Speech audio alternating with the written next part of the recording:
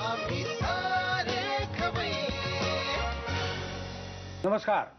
आम्ही सारे खवय्येच्या या भागात सर्व रसिकांचं मी अतिशय मनापासून स्वागत करतो. कसं आहे माहिती का, आमच्याकडे ना आमटीत काही गुळ वगैरे घालत नाही. काय गुळाशिवाय आमटी?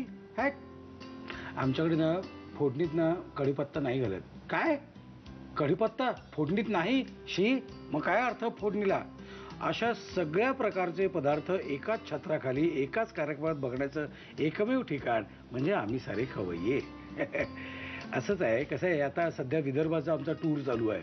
विदर्भाचे वेगवेगळे खास पदार्थ आम्ही तुम्हाला या सिरीजमध्ये दाखवतोय आणि त्या सिरीजमध्ये आपण पुढच्या पाहुण्याला इथे आमंत्रित केलेलं आहे. आपण त्याचं स्वागत करूया. नमस्कार. नमस्कार. आपलं नाव? माझं नाव राजेश्री काटे. बरं, तुम्ही मूळचे नागपूरचं? मूळचं नागपूर. जन्म नागपूरचा? हो हो. लग्न सुद्धा नागपूर. तुमचे हे काय करतात? बिझनेस आहे एअर कंडिशनिंगचा. एअर कंडिशनरचं. अरेंज मॅरेज का लव्ह मॅरेज? Arrange marriage. बरं, आणि शाळा कुठली? शाळा दीनानाथ स्कूल. बरं, आणि college? Dhanwate national college. Dhanwate. कॉलेजमध्ये असताना तुम्हाला कुठला विषय आवडायचा हो? तसं तर माझं कॉमर्स होतं. हां, अकाउंट्स होतं, पण मला थिअरी सब्जेक्ट जास्त आवडायचे. उदाहरणार्थ ओसी वगैरे? हां, ओसी म्हणा किंवा बिझनेस ॲडमिनिस्ट्रेशन. ओके. आणि शाळेत असताना? शाळेत असताना थिअरी म्हणजे मॅथ्सचा कंटाळा यायचा. कंटाळा यायचा. बघा, संत्र पडलं म्हणजे माझ्याकडेच पडलं, हरकत नाही. आता माझ्याकडे आलंच आहे ते सुरू करतो ना. कसं आहे, माझ्याकडे एखादी गोष्ट आली ना की मी सोडत नाही ती. आणि तुम्हाला संत्र्याची गंमत माहिती आहे की नाही, हे साल असं डोळ्यात पिळलं ना, म्हणजे आता पिळणार नाही आहे, पिळलं की डोळे स्वच्छ होतात. असो, तर तुमच्या आता शाळा कॉलेजचं सोडून देऊया.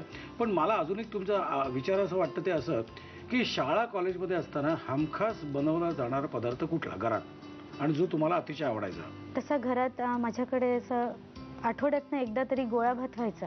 गोळा भात. आणि तो अजूनही आवडतो. म्हणजे माझ्या माहेरी सुद्धा व्हायचा आणि इथे पण. बरं. तर मला खूप आवडतो तो. बरं, आणि तिखट तुम्हाला आवडतं का? हो, तिखट आवडतं. ओके. आणि घरात कोण कोण आहे? माझ्या सासरी, माझे मिस्टर, माझी 2 मुलं आणि सासूबाई असतात आणि नणंदी असतात. बरं, मला तुम्हाला एक प्रश्न विचारायचा वाटतो. समजा अगदी एक अनोळखी माणूस नागपूरला उतरला आणि तुम्हाला भेटला आणि तुम्हाला म्हटलं, तुम्हाला सांगितलं आम्हाला काहीतरी दाखवा नागपूरमधलं, तर तुम्ही काय दाखवाल? सगळ्यात पहिले टेकडीचा गणपती दाखवणार. त्या देवळात अतिशय गर्दी पण असते रोज. बरं. आणि चतुर्थीच्या दिवशी जास्त असते. रेल्वे स्टेशनच्या जवळच आहे तो. अगदी जवळ आहे. अगदी त्याला टेकडी दाखवायची आणि रेल्वे बसून टेकडीवर तो गणपती आहे म्हणून त्याला टेकडीचा गणपती म्हणतात. तो गणपती एकदम रेल्वेच्या जवळ आहे. हा, दाखवायचा म्हणजे हा, रेल्वेने आलात की तिकडे. बर, हरकत नाही. काय आता माझं तोंड चालवलेलं आहे, भूक लागली आहे. आपण किचनकडे जाऊया का? जाऊयात. या.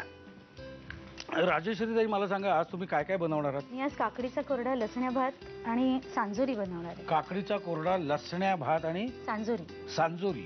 हे टिपिकल विदर्भाचे पदार्थ. म्हणजे पारंपरिक. तुम्हाला तुमच्या आईने शिकवले? हो. आणि आईला त्यांच्या आईने शिकवले? हो. सांजोरी मला सासूबाईंनी शिकवली. बर. सासूबाई काय करतात? त्या घरी असतात. घरी शिकवले म्हणजे आमच्याकडे महालक्ष्म्यांना ती होते. जे सासूबाईंनी सुनबाईने शिकवली आणि सुनबाईंनी शिकली ती. हो हो. ओके.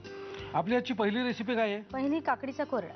काकडीचा कोरड्याचं काय वैशिष्ट्य काय आहे? काकड्या जशा उन्हाळ्यात जास्त असतात आणि काकडीचा कोरडा एक भाजी म्हणून सबस्टिट्यूट आपण करतो. आणि फुलक्यासोबत ही खातात. उन्हाळ्यात भरपूर घरी हे होतं. म्हणजे जरा काकडीमुळे थंडावा पोटात राहतो. हा, आणि त्याचा तिखटाचा प्रकार काकडीचा. Okay okay. साहित्य सांगता मला काय? साहित्य ही काकडी किसलेली आहे. ओके.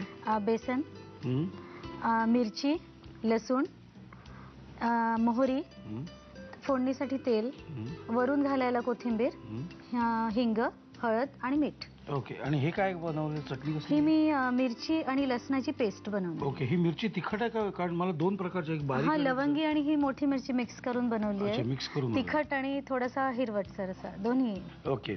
आता साहित्य बघितलं, आता जाऊया कृतीकडे. काय पहिल्यांदा आपण तेल तापत ठेवलेलं आहे. तेल तापलंय आपलं. तेलात मी मोहरी घालणार थोडी. ओके. हाताने घातली तरी चालण्यासारखी आहे बरं का? चालतं. मोहरी तडतडली की हिंग घालूया. ही मिरचीची केलेली पेस्ट घालू. हे आपण मिक्सर मधूनच काढले ना सरळ? ही मिक्सर मधून काढलेली आहे, पण तसं पारंपरिक पद्धतीने ती ठेचतात. बर. हे झालेलं आहे. ओके. आता काय करायचं? यात आपण थोडी हळद घालू. कमी केलं. आणि ही काकडी घालू. ही पाण्यासकट शिजवायची. ओके.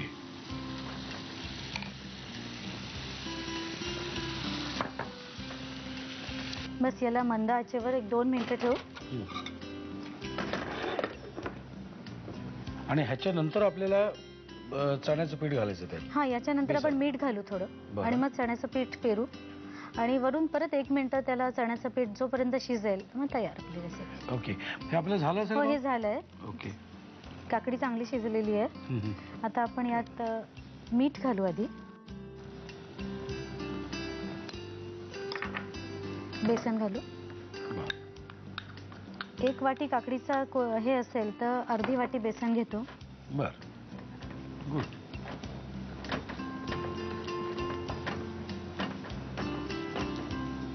बस हे थोडा वेळ 1 मिनिट आपण मंद आचेवर ठेवलं की मोकळा येईल तो थोडासा.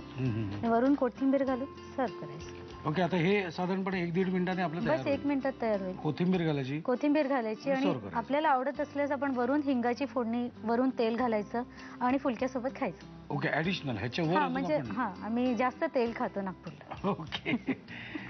मी आता नमनाला घडाभर तेल घालत नाही. तुम्हाला कळलंय मुद्दा काय आहे तो. तुम्ही लिहून घ्या.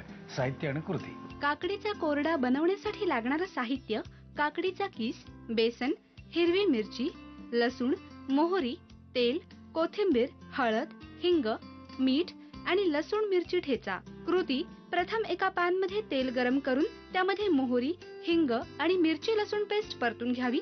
त्यामध्ये हळद, काकडीचा किस, मीठ, बेसन आणि कोथिंबीर घालून काकडीचा कोरडा वाफवून घ्यावा. आम्ही